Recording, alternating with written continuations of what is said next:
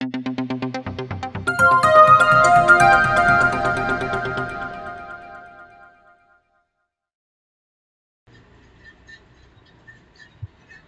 My dear learners, आशा करता हूँ आप सब बहुत अच्छे होंगे। मैं हूँ अफजल। आपके यूट्यूब चैनल मैनेजमेंट स्टडी मंत्रा में आपका बहुत बहुत स्वागत है।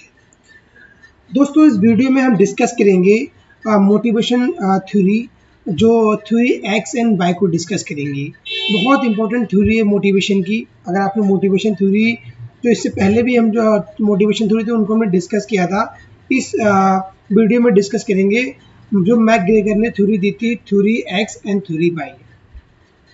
तो सबसे पहले देखते हैं कि basically theory X and theory Y motivation theory क्या है। Douglas McGregor introduced theory X and theory Y which are diagonally opposite to each other. तो जो डगलस मैकग्रेगर हैं, उन्होंने थ्योरी दी थी थ्योरी एक्स एंड वाई, जो एक दूसरे के लिए एक दूसरे से बिल्कुल अपोजिट है, राइट। इन 1960 उन्होंने कब थ्योरी दिया था? ये 1960 में Douglas McGregor formulated theory X and theory Y suggesting two aspect of human behaviour. उन्होंने जो ह्यूमन बिहेवियर है उसके टू एस्पेक्ट को सजेस्ट किया था। एट वर्क, जब हम किसी ऑफिस के अंदर जाते हैं, अगर हम कोई वर्किंग करते हैं, तो उसके रिगार्डिंग जो ह्यूमन बिहेवियर है, जो इंडिविजुअल है, उनके दो एस्पेक्ट से जो एस्पेक्ट थे उनको उन्होंने सजेस्ट किया था। इन अदर वर्ड्स, हम अदर वर्ड्स में कह सकते हैं two different views of individual, यानी जो एम्प्लॉयज हैं एक ऑर्गेनाइजेशन के अंदर, राइट, उनके दो डिफरेंट व्यूज को उन्होंने सजेस्ट किया था, जिसको हम बोलते हैं theory X and theory Y. One of which is negative, जिसको हम नेगेटिव बोलते हैं, उनमें से नेगेटिव बोला जाता है जो थ्योरी एक्स है, कॉल्ड एज एक्स। जो थ्योरी एक्स है उसको हम नेगेटिव एस्पेक्ट बोलते हैं, और other is positive, right. So called theory Y. तो आपको ध्यान रखना है, थ्योरी एक्स है, राइट, वो नेगेटिव एस्पेक्ट है, और थ्योरी जो बेसिकली है थ्योरी वाई, वो एक पॉजिटिव एस्पेक्ट है, right. According to Douglas McGregor, the perception of manager on the nature of individual is based on various assumptions, right। तो यहाँ पे क्या है, जो मैकग्रेगर के अकॉर्डिंग जो एक मैनेजर होता है उसका जो परसेप्शन होता है, तो वो किस पर डिपेंड करता है कि जो इंडिविजुअल का जो नेचर है उस पर डिपेंड करता है, जो उसके वेरियस एजम्पशंस होते हैं इंडिविजुअल के, उन पर डिपेंड करता है। तो मैकग्रेगर ने यही बेसिकली बताया है, एक ऑर्गेनाइजेशन के अंदर जो दो एस्पेक्ट है इंडिविजुअल के, तो उनके जो एक नेचर होता है, राइट, तो कैसे वो परसीव करता है, तो theory X and theory Y के भी यहाँ पे उनको परसीव करते हैं। जो एजम्पशंस हैं बेसिकली उनको देखते हैं। Let us look some assumptions of theory X and theory Y. जो थ्योरी वाई और थ्योरी एक्स के जो एजम्पशंस हैं उनको देखते हैं। Theory X assumption generally employee dislike responsibility. जो थ्योरी एक्स है उसमें क्या होता है, बेसिकली जो इम्प्लाइज हैं वो जनरली जो रिस्पॉन्सिबिलिटी है उनको लेना पसंद नहीं करते हैं, and try to avoid completing the assign task. और जो क्या करते हैं, जो उनको टास्क दिया जाता है उसको कंप्लीट करने के लिए वो हमेशा अवॉइड करते हैं, राइट। तो यहाँ पर दो प्रोस्पेक्टस आप कह सकते हो, दो प्रोस्पेक्ट होते हैं। एक ऑर्गेनाइजेशन के अंदर दो प्रकार के इंडिविजुअल होते हैं या ह्यूमन बीइंग होते हैं। एक तो आपके जो नेगेटिव साइड होते हैं, एक होते हैं जो पॉजिटिव होते हैं, यानी अपने काम के लिए पॉजिटिव है, और अनदर साइड क्या होते हैं जो अपने काम के लिए नेगेटिव है। तो जो पॉजिटिव बेसिकली आएंगे वो थ्योरी एक्स में आएंगे, और जो नेगेटिव एक्सपेक्ट रखते हैं अपने वर्क के रिगार्डिंग वो आते हैं थ्योरी वाई के अंदर।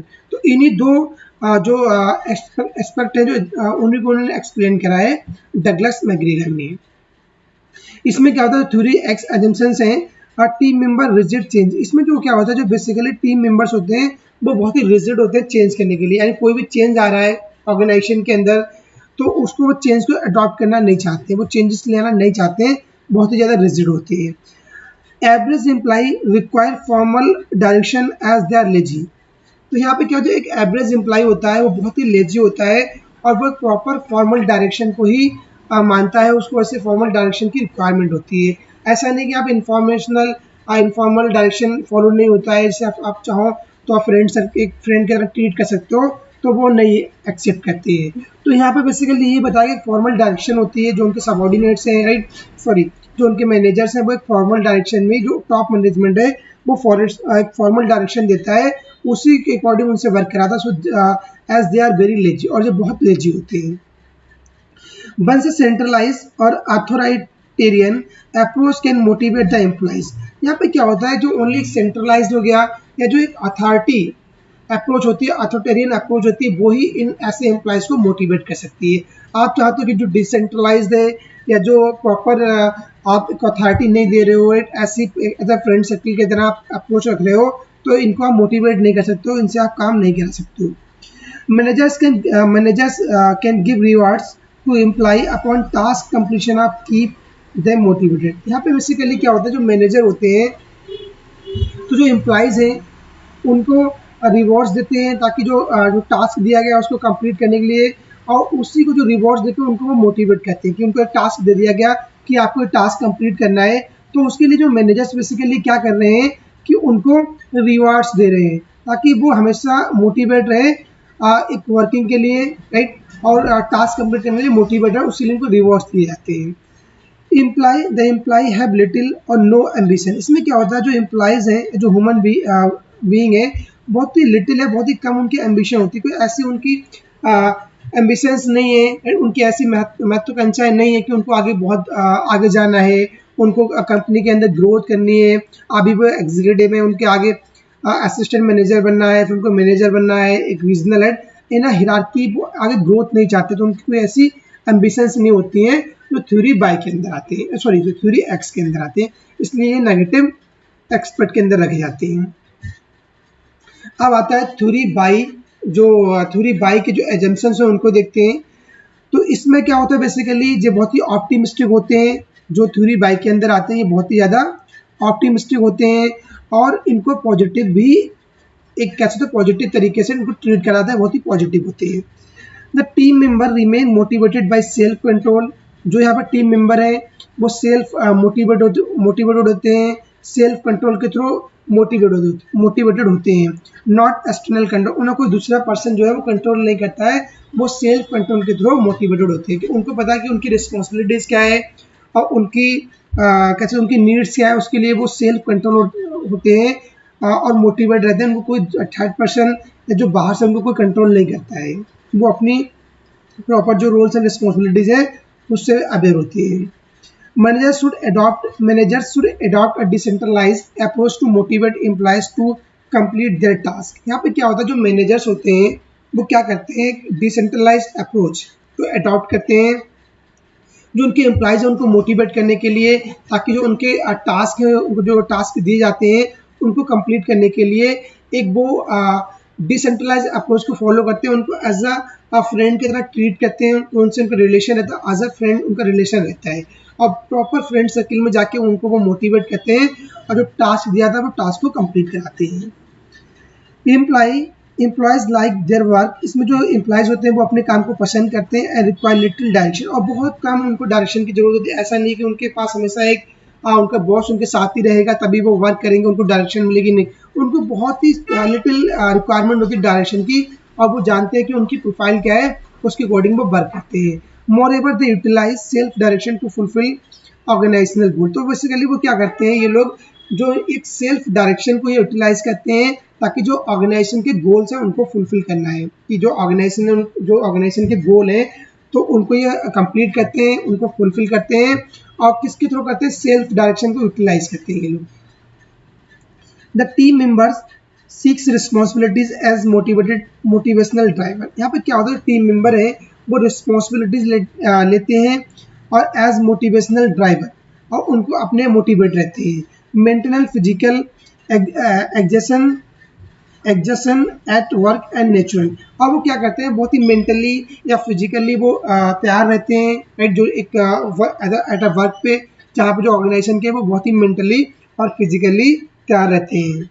It is possible to reach organisational goals by trusting team members judgement. यहाँ पे क्या होता है, ये पॉसिबल होता है कि जो ऑर्गेनाइजेशन के गोल है उनको अचीव करना है, उनको रीच करना है by trusting team members judgement. जो टीम मेंबर्स के जजमेंट होते हैं उनके द्वारा जो ऑर्गेनाइजेशन के गोल्स दिए जाते हैं उनको कंप्लीट करने के लिए कोशिश करते हैं, उनको ट्राई करते हैं, जो ऑर्गेनाइजेशन के गोल होते हैं उनको कंप्लीट करने के लिए।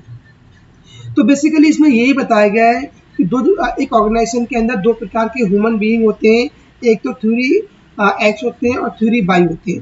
थ्योरी एक्स के अंदर वो लोग आते हैं, राइट, जो उनकी कोई एम्बिशंस नहीं है, वो आगे ग्रोथ नहीं चाहते हैं, वो एक वर्क से अपने वर्क को लाइक नहीं करते हैं, काम करना पसंद नहीं करते हैं, ऐसे लोग होते हैं। अनदर साइड जो थ्योरी एक्स के अंदर आते हैं वो पॉजिटिव होते हैं, राइट। वो अपने वर्क को पसंद करते हैं, ग्रोथ चाहते हैं और उनकी बहुत सारी एम्बिशंस होती है, राइट। क्योंकि वो जानते हैं वो काम करने वाले पर्सन होते हैं, तो इसलिए वो अपनी रोल्स एंड रिस्पॉन्सिबिलिटीज जानते हैं। तो थ्योरी जो एक्स एंड वाई है, मैग्रेगर ने इनको यही दो एजेंशंस को एक्सप्लेन करा है। तो आप कंफ्यूज मत होना कि theory X and theory Y के अंदर क्या आता है, राइट। तो गाइज अगर आपको ये वीडियो अच्छी लगे तो वीडियो को लाइक करना और अपने दोस्तों के बीच शेयर करना। अगर आप चैनल पे नए हैं, अगर अभी तक आपने हमारे चैनल को सब्सक्राइब नहीं करा तो सबसे पहले चैनल को सब्सक्राइब करिए और साथ में जो बेल आइकन है उसको ऑन कर दीजिए ताकि आने वाले वीडियोस का नोटिफिकेशन आपके पास पहुंचे। गाइज चलते हैं, मिलते हैं नेक्स्ट वीडियो में। Thank you, have a nice day, thank you. Audio Jungle.